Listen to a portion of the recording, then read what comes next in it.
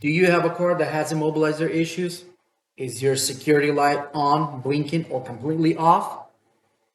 We have a Toyota that has an immobilizer off, completely off, and locksmith couldn't program the key because the immobilizer box that's located on the firewall behind the dash is bad. And replacing that immobilizer is thousands of dollars. Watch to the end and see how we fix this car for this customer and saved him thousands of dollars without removing the dash or replacing the IMMO box.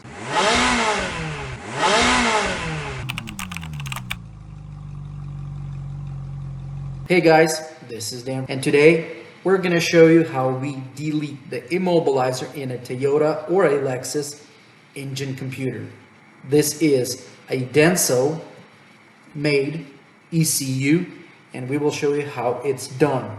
First things first, I will introduce you to my Abritas distribution box, and we are going to be using PCM flash. Now you can use Bitbox if you have that, but for this video I am using the PCM. First things first, it's the pinout. If you can see, I got my pinout over here pinned out to my ECU according to the ECU. And once the pinout is pinned out, you can see I already have my distribution box connected to my pinout. And we're going to power our ignition and then see if we can communicate with our ECU. Yes, my ignition is on. And if you can see, I have the VIN number here and I have all the information for this ECU. That means my pinout is good and I am communicating to the ECU.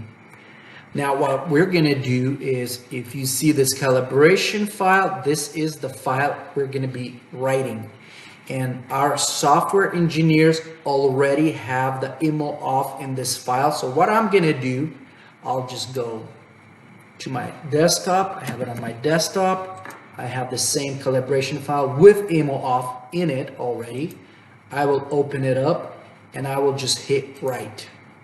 And this will write a check sound correct, put ignition off.